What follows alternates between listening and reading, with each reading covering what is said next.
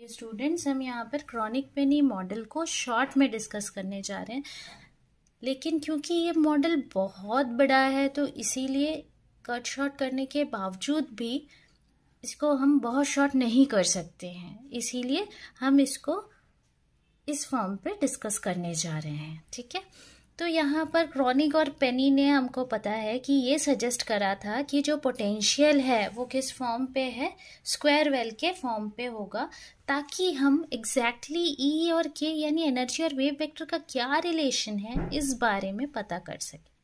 तो यहाँ पे हम सबसे पहले तो एक स्क्वायर वेल के फॉर्म पे पोटेंशियल को ड्रॉ कर लेते हैं। ठीक है, अब करस्पॉन्डिंग श्रोडिंगर इक्वेशन जो है वो दो अलग अलग रीजियन में निकालेंगे, जैसे यहाँ 1 और ये 2, ये दो रीजियन से दोनों रीजियन के लिए निकालेंगे। तो पहला x की वैल्यू जब 0 और a के बीच में है, यानी ये वाला रीजियन 0 और a के बीच में इस x की वैल्यू है, ये वाला रीजियन आपका।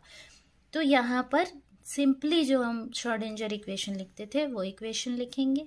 यहाँ पे पोटेंशियल का कोई रोल ही नहीं है, इसीलिए v है ही नहीं। ठीक है, इसको यहाँ सब्स्टिट्यूट कर देंगे अल्फा स्क्वायर से, ताकि हमारे को सॉल्व करने में थोड़ी सहूलियत हो। देन हम क्या करेंगे, दूसरा रीजियन लेंगे, रीजियन 2। रीजियन 2 में हम क्या देखते हैं कि यहाँ पर ये वाला रीजियन है, -b से 0 के बीच वाला रीजियन है। x कहाँ पे एग्जिस्ट कर रहा है, -b से 0 के बीच में। तो उसको हम कुछ इस तरीके से लिखेंगे। यहाँ पे तो हमारे को पोटेंशियल अच्छा खासा दिख रहा है v0 के बराबर। ठीक, इसीलिए यहाँ पे ये वाला टर्म आ जाएगा आपका। दो इक्वेशंस यहाँ से हमको मिल गए हैं। अब इनका जनरल सॉल्यूशन हम ऐसा एक्सपेक्ट करते हैं कि इस तरीके से आना चाहिए। ये वही जनरल सॉल्यूशन है जो हम डिफरेंशियल इक्वेशन के लिए निकाला करते थे। हम रूट्स चेक करते थे, कॉम्प्लीमेंट्री फंक्शन निकालते थे। ठीक है, अगर रूट्स आपके डिफरेंट हैं तो a1 e⁻m1x plus a2 e⁻m2x, कुछ इस तरीके से हम निकालते थे। बस वही जनरल सॉल्यूशन हमने निकाल लिया है डिफरेंशियल इक्वेशन की मदद से। अब यहाँ पे ये जो a, b, c और d, ये जो कॉन्स्टेंट्स हैं, इसको हम कैसे निकालेंगे, उसके लिए हमारे को बाउंड्री कंडीशन अप्लाई करनी पड़ेगी। तो बाउंड्री कंडीशन हम यहाँ पे 4 अप्लाई करेंगे। पहला, ψ1x at x is equals to 0 is equals to ψ2x at x is equals to 0। दूसरा उसका डिफरेंशियल फॉर्म। तीसरा, x is equals to a, ψ1x at x is equals to a is equals to ψ2x at x is equals to -b, वैसे ही उसका differential form. सारे को लगा देंगे boundary condition. Boundary condition लगा देंगे मतलब एक हम लगा के बताते हैं। बाउंड्री कंडीशन जैसे ही हम लगाएंगे तो यहाँ पे देखिए, ψ1x at x is equals to 0 is equals to हमने कहा ψ2x at x is equals to 0, यानी x की वैल्यू यहाँ पे आपको क्या रखना है, 0 रखना है। तो ये वाला टर्म क्या आ जाएगा, a प्लस b हो जाएगा। और ψ2x at x is equals to 0 है तो ये क्या आ जाएगा, c प्लस d आ जाएगा। तो क्या लिखेंगे इसका solution, a plus B is equals to c plus d. वैसे ही बाकी में भी हम अप्लाई करेंगे तो हमको मिलेंगे ये 4 इक्वेशंस। ठीक है, ये 4 इक्वेशन जो हमको मिलेंगे, इसको सॉल्व किया जाता है डिटर्मिनेंट फॉर्म पे। और अगर आपको उस डिटर्मिनेंट को कैसे सॉल्व करते हैं वो देखना है तो वो 4 to 5 पेजेस के हैं, जो आपको एसओपिल्ले की बुक में मिल जाएगी इजीली।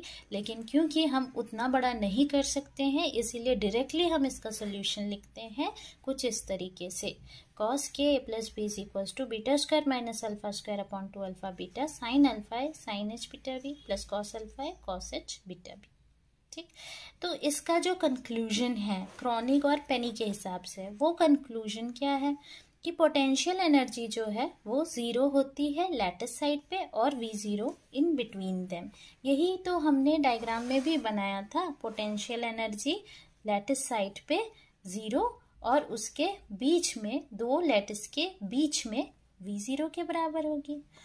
दूसरा कंक्लूजन ये है कि हाइट ऑफ पोटेंशियल बैरियर जो है वो अगर इन्फिनिटी होगा, ये जो हाइट है ना पोटेंशियल बैरियर का, ये अगर इन्फिनिटी होगा, इसको अगर पतला कर देते हैं, पतला कर देते हैं मतलब इसको अगर हम इन्फिनिटी लेंथ तक लेके जाते हैं तो फिर क्या हो जाएगा, इन्फिनिटी लेंथ तक अगर हम इसको लेके जाएंगे तो इसकी विड्थ ऑब्वियसली कम हो जाएगी। ठीक, तो विड्थ कम हो जाएगी इसकी, और इस तरीके से होगी कि v0b का जो प्रोडक्ट है वो फाइनाइट रहना चाहिए।